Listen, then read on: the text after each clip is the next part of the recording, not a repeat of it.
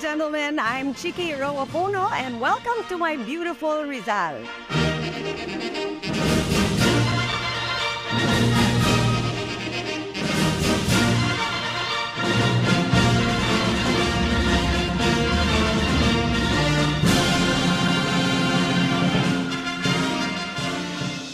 Over the past years, the My City, My SM series has showcased the different facets of Rizal's rich culture, its tourist attractions, its cuisine, and its arts and crafts. Today, our cultural journey takes us on another exciting route as we celebrate the life of a national artist for music as we launch My City, My SM, My Music here at SM City Masinag. In this special episode, we are honored to focus the limelight on another son of Rizal Province, the late national artist for music, Maestro Lucio San Pedro. We will relive his life and dedication to folk and orchestral music, to his hometown, Angono, and to the rest of the country. A joint project of SM, the Metropolitan Museum of Manila, W. Copa, and the Philippine Star with support from the National Music Competition for Young Artists and Tahanan MOOCs, My City, My SM, My Music is a celebration of Philippine performing arts, music, dance, and theater. We are bringing music and people together by showcasing indigenous, folk, classical, and contemporary performances in a roadshow around the SM Super Malls. Advocating music for all, we are working with communities to mount shows, exhibits, workshops, and contests in key cities around the Philippines. Broadcast journalist Leah Cruz will give us a fascinating history of the Philippines' rich musical tradition when My City, My SM, My Music returns.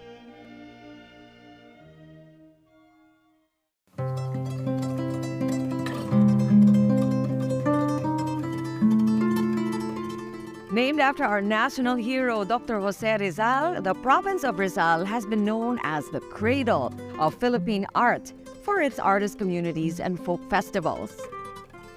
It can be said that art is part of the province's destiny. Rizal is where one can find the petroglyphs, a cultural site known as the most ancient Filipino work of art dating back to 3000 BC. Art also thrived during the Spanish colonial period with artists like Juancho Senson and Pedro Piñon. It is therefore not surprising that the province of Rizal is the home of two national artists, Carlos Botong Francisco and Lucio San Pedro.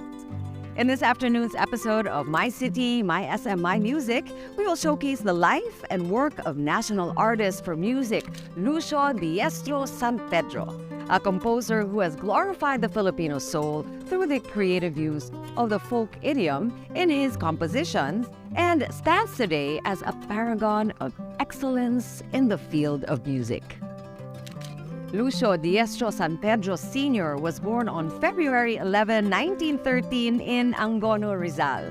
He came from a family with musical roots and had his first exposure in music at the age of 5, when his brother Antonio taught him how to play the bandurria, octavina, and later the banjo. He showed adeptness in playing the banjo and became a banjo player during his elementary days at the Pasig Elementary School. When he was still in his late teens, he succeeded his late grandfather as the local church organist. By then, he had already composed songs and hymns and 2 masses for voice and orchestra.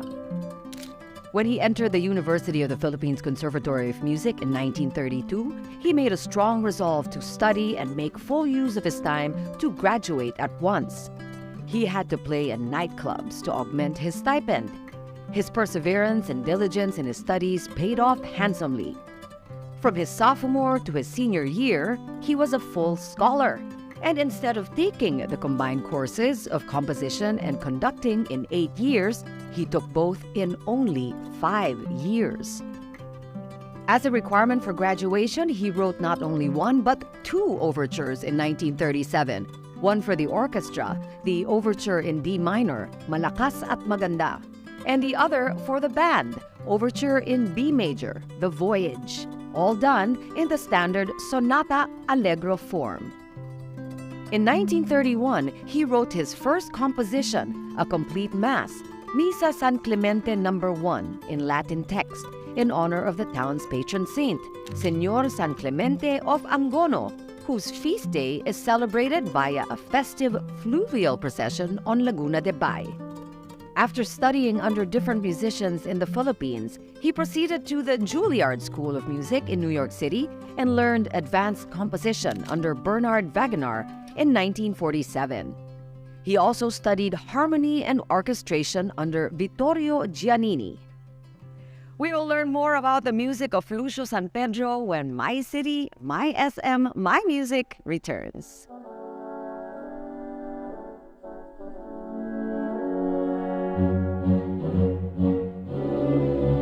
Lucio San Pedro was a gifted composer whose works included concertos, choral works, cantatas, chamber music, songs for the solo voice, and of course, band music. He also composed music for several movies produced by Fernando Po Sr. Productions after the war. These included Limbas, Hanggang PM, Barong-Barong, Pamela, Milyonaryong Hampas Lupa, Darna, Limpia Bota, and Dugo ng Bayan. He likewise became the assistant and ultimately the conductor of the musical Philippines Philharmonic Orchestra. As such, he wrote the incidental music of the following dramatic presentations, which were staged at the Met: Martir sa Golgota, Cyrano de Bergerac, Bayan Ko, Ang Kahapong Nagbalik, Paanang Kwago, Landas ng Buhay, Hudyat ng Kamatayan, and Kid Labuyo. Among his unforgettable works were Sa Ugoy ng Duyan, Lahing Kayumanggi, Simbang Gabi, and Sa Mahal Kong Bayan, which all touch on Filipino culture. Sa Ugoy ng Duyan's melodic inflection is based on the folk motif the composer's mother repeatedly hummed until the young San Pedro was put to sleep. At once, the gentle swaying of the cradle is evoked in the opening bars before the melody unfolds. What makes it more magical is his collaboration with lyricist Levi Celerio, whom we met with a group of Filipino musicians in Honolulu boarding their ship for Guam. Apart from Celerio, the group was composed of Antonio Buenaventura, violinist Ramon Tapares, and diva Jovita Fuentes. As fate would have it, this chance meeting with Celerio resulted in this beautiful, haunting song, which has never failed to lure the listener.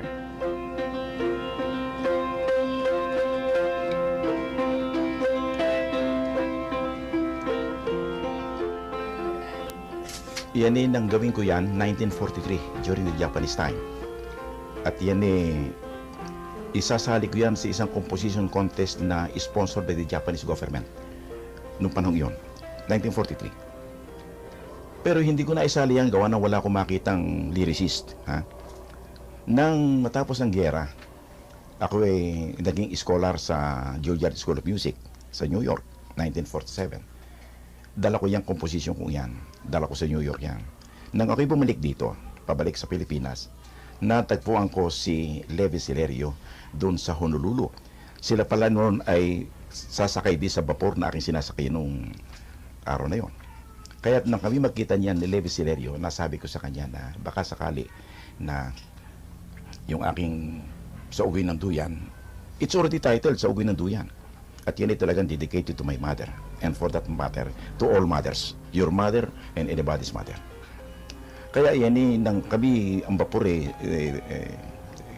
tumulak na patungong Pilipinas. Sa gitna ng Pacific Ocean, gaganon-ganon ang aming barko. Gaganon-ganon na. Yan ginagawa namin yan dun sa dining room ng vapor, sa first class. I was playing the piano and he was writing the lyrics of this. Doon nagsimula yung Sa Ugoy ng Duyan sa gitna ng dagat Pasipiko. So balit yan 1943 pa, ginawa ko na yan.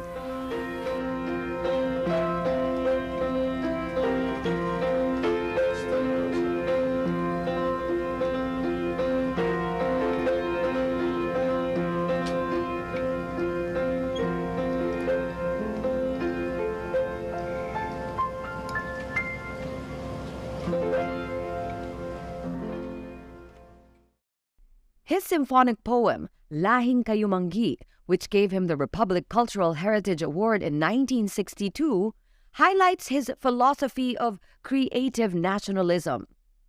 Dedicated to the heroic struggle of the Filipino to attain independence from the claws of colonialism, the piece used the first 4 notes of the folk song Bahay Kubo.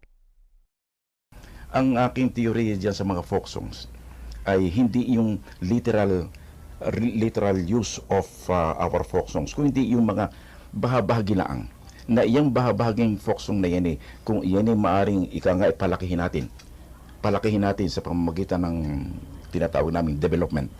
Nadidevelop niya ang ating folk song sa pamamagitan ng technique, mga iba't ibang mga pamamaraan upang yung isang maliit na bagay na upang mapalaki. Iyan yung nahahalin tulad dun sa aking ginawang Lahing Kayumanggi, na iyan ang pinakaubod niyan, buod, ay yung Filipino folk song ng Bahay Kubo. Dadalawang measures lamang yung ginamit yung iyan sa hindi kabuuan ng Bahay Kubo. Kung hindi, dadalawang measures na. There are only 2 measures involved here. And then, how to develop this into a symphonic poem, that is important.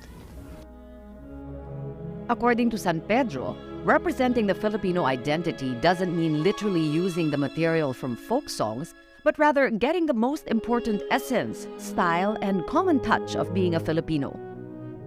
He has always attempted to immortalize the virtues of the masses, whom he believed are the pillars of the nation. But it is in the regional band music that the Maestro was absorbingly engrossed, composing music or conducting it. It was his Angono Banda Uno that he loved the most. He founded it and became its conductor since 1933, and since then have been the moving force behind it. Under his guidance, it won first prize in the 1960 National Band Contest sponsored by the Music Promotion Foundation of the Philippines, and was the celebrated champion of the Balikbanda Band Contest sponsored by the San Miguel Corporation in 1979. Ako po si Mary Grace Leil Intalan San Pedro. Ako ng pambansang alagad ng sining sa musika na si Maestro Lucio San Pedro. Ma'am, sobrang limited ha, kasi siya talaga, parang 6 years to 7 years, parang hindi ganon, tas bata pa ako nun. Ang natatandaan ko lang po talaga is yung kapag kumakain kami, sabay-sabay as family. Meron siyang mga parang biro po na na may ibibigay siya sa'yo, tas sige, lagay mo muna sa lamesa, di nilagay ka sa table. Tuturo niya, may ibon. Di syempre, as a child, titingin kang ganun, tapos wala naman ganun. Tapos pagtingin mo, wala na yung binigay niya. Tinago niya. Sabi niya, kinuha ng ibon, kasi iniwan mo dyan. Tapos after nun, sabi, ay, tignan mo, andyan na yung ibon, babalik na sa'yo. Di, nanap ko na naman yung ibon. Tapos mamaya makikita ko, di ba, nandyan na, binalik niya na. Ganun siya mangulit. Pag nagko-compose kasi siya, as in, bawal. Talagang siyang istorbohin. Hindi mo siya pwedeng tawagin kumain, pag magla-lunch or dinner merienda. Basta wala pwedeng mang istorbo. Tapos nagkaroon lang ng siguro po ay tendency na sumilip ako dun sa music room. Sumilip akong ganyan. Tapos nakita ko siya, tumingin siya sa akin ganun. Akala ko pagalitan ako. Kasi bawal eh. Aware naman ako na bawal. Pagtingin niya sa akin ganun, bigla siyang... Then pagkatapos dun, kinawa niya ako. Kinarga niya ako dito din. Nagkutugtog na siya ulit ng piano. Ganun po yung natandaan ko memory sa kanya. Tapos wala na ako ibang memories. Unless sa mga sinasabi ng parents ko na nung pinanganak ka, nasa ospital, unang beses niya marinig yung iyak mo. Sinabi niya na agad sa daddy mo na, Junior, soprano yan. Tapos ganun. Tapos yun lang, parang yun lang po yung mga natatandaan ko, naririnig ko sa mga parents ko. Umawit ka masaya sa Panginoon o sa kalupaan. Ano daw po siya eh, talagang very strict when it comes to time. Tapos, syempre sa tunog, sa music, very super strict talaga. Then, sobrang talas ng tenga, as in. Yung sa hilalaki po niya, hindi naman siya totally na kaya niya ipasok yung buo sa loob. Pero parang asabi lang po ay parang kayang ipasok yung hilalaki niya dun sa butas ng tenga niya. So hindi na po ako magtataka bakit ganun din katalas yung pandinig niya when it comes to music. As in, nandun pa lang sa pinakamalayong kanto, alam niya na kung banda uno yung darating or hindi. Then, isipin niyo po isang, sabihin natin na choir, siguro mga 30 to 40 singers yun nandun. Kayang-kaya niya po i-distinguish kung sino yung mali. Like, alto, third row, pangatlo, mali ka. Kayang-kaya niya po i-ganun yun, pati sa banda. Kayang-kaya kanya i-pinpoint ko ikaw yung mali. Di ba minsan po yung mga banda, if familiar po kayo sa mga marching bands, meron silang tuner. Yung sino-tune, ginagamit na para ma-check nila kung okay na yung, kung matigas ba yung sa instrument or what. Para maging quality. Siya hindi siya gumagamit. Tenga lang talaga. Papakinggan niya lang ng ganyan. Tas bawas ng konti, malambot, tas masyado matigas, adjust mo. Ganun lang siya. Hindi siya gumagamit ng tuner. Actually, ma'am, meron siyang parang quote na natatandaan ko na palagi ko pa rin ina-apply sa sarili ko bilang performer, bilang singer, na ang galing, yumayabang. Ang husay, yumayabong. Mas gugustuhin ko pang maging mahusay kaysa sa maging magaling. Kasi kumbaga, kapag magaling ka, minsan, ito parang lahat nagagawa mo. Yung kapag mahusay naman, parang hindi mo nagagawa ang lahat, pero nagagawa mo siya ng maayos.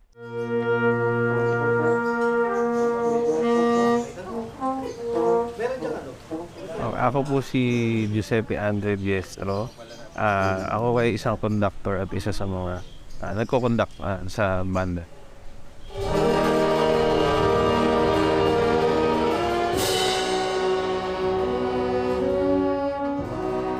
Actually, nagsimula po yan, hindi planado.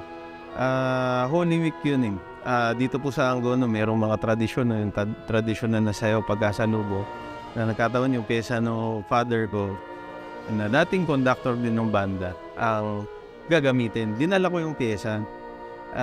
Wala ako sa banda noon kasi naging member ako dati pero music student ako na ang course ko po iba cello. Ayan, cello yung gamit ko. Hindi siya instrumento sa banda. So nung dinala ko yung pyesa, direkta sinabi na sa akin noon, sige, ipaensayo mo na yan. Malaking responsibilidad po dahil nga ang distinction ng banda ay banda ito ni Maestro.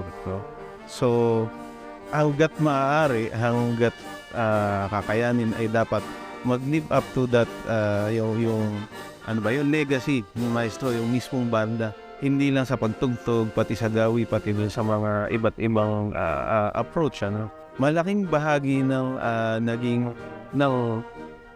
activity ng bandang ito ay yung cultural at saka religious na mga events.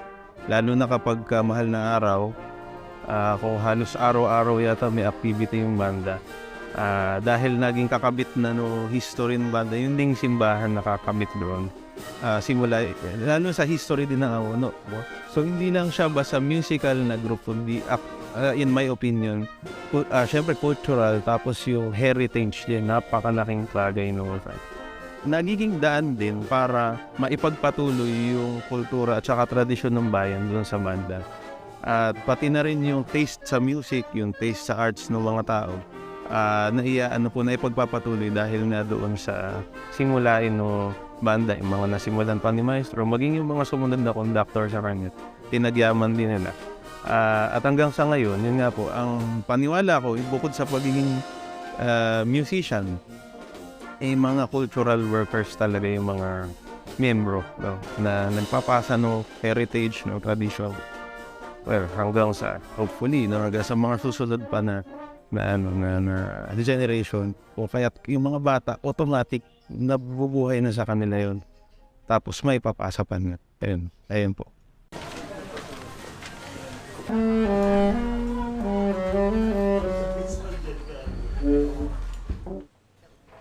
Ako nga po pala si Jonal Jan C. Prades, conductor po ng Banda Uno. Nung bata pa lang po ako ay pinasok po ako mag-aral ng pagmumusiko na aking magulang at nakita ko po na ito nga po yung Banda Uno nga po na dito ako mag-aral. Tapos po, no time na nag-aaral pa ako ng high school, sinabihan po ako ng Maestro Tiweweng Puno, yung isa pa po ng conductor natin ng Banda Uno na mag-aral po ako ng music. Ako sa laboratorio. Ayun po. Tapos yun po, pinagpatuloy ko at nag-aaral nga po ako sa UST, Bad Conducting and Orchestra. Tapos after po no, sinabihan din po ako, habang nag-aaral ka ng conducting, mag-aaral ka rin ng clarinete. At doon po, yun po yung pinurso ko, tinapos ko habang nag-aaral po ako ng conducting. Bali, minemaintain na lang po namin po, halos sa pag-ensayo po, doon po namin pinapamalas ang iniwan ng maestro, lalo sa mga pagtugtog, apinasyon, mga dynamicong tugtugin, mga lakas sa hina. Yun po ang pinapamatili namin. Magagamit ang mga bata, pwedeng sumali at matututo naman at tinuturuan ng maigi at pinabantayan ng maigi at magagamit din ito sa pag-aaral, lalo sa kolehiyo. Katulad po namin na nag-aaral sa kolehiyo na ginamit namin bilang scholar. Dahil sa pagiging pagmumusiko, lahat ng eskwelahan, pag pumasok ka ng universidad, nandiyan po may mga scholarship program po ginagamit, lalo sa banda. Para sa akin lang po, medyo siguro po, sana po siya ay masaya na hanggang ngayon pinagpapatuloy pa rin po ang kanyang iniwan na banda. At mga musikong bagong sibol na papunta pa lang doon. Apart from composing music, San Pedro also developed a passion for teaching. He taught composition in numerous conservatories and universities such as the Ateneo de Manila University, Centro Escolar University Conservatory of Music, and the University of the Philippines College of Music, where he became chairman of its composition and conducting department from 1970 to 1973. He retired as professor in 1978 and received the title of Professor Emeritus in UP the following year. For his work, San Pedro was proclaimed National Artist of the Philippines for Music in 1991.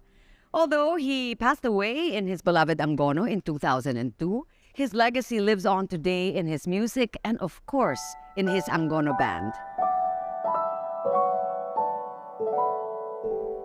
Pagiging national artist niya, masasabi ko na kung ano yung mga naririnig nyo, karamihan doon lahat galing Angono. Imagine niyo po yung gawa niyang buwan sa kabundukan. Pag narinig niyo siya, para talagang may buwan na lumalabas sa bundok.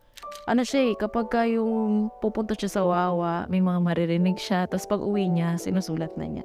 So masasabi ko na ang naging ambag niya sa Angono is yung ipinapakita niya yung buong Angono sa pamamagitan ng musika. Kumbaga, kung paghahalu-haluin ko man, ang lalabas pa rin Angono, Pilipinas.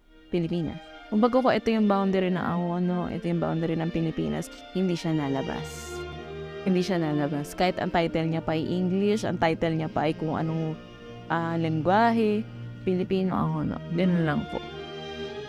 Talagang national artist of the Philippines talaga. Creative nationalist, ganun.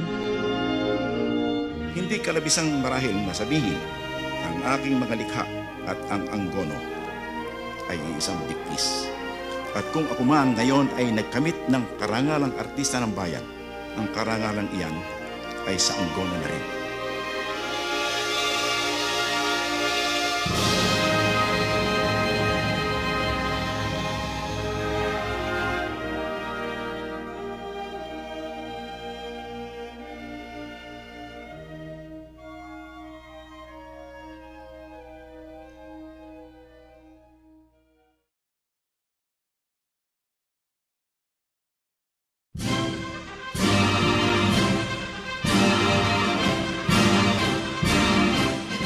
This afternoon's episode has shown us how music plays a vital role in our lives, how it fuels our mind, touches our inner soul, and gives us many opportunities to express our abilities and other qualities. On behalf of SM, the Metropolitan Museum of Manila, W. Copa, NAMSIA, Tahanan Books, and the Philippine Star, we wish to thank Professor Giuseppe Andre Diestro, Sir Jonald John Prades of Angono National Symphonic Band, and Miss Mary Grace Soleil San Pedro for sharing anecdotes about their beloved grandfather, Maestro Lucio San Pedro. Also, special thanks to everyone at Eugenio Lopez Center here in Antipolo City. This has been Chiki Roa Puno. Thank you for joining us in this wonderful musical journey at SM City Masinag. Until the next My City, My SM, My Music, as we make a stop in SM City, Dasmariñas. Maraming salamat at mabuhay ang musikang Pilipino.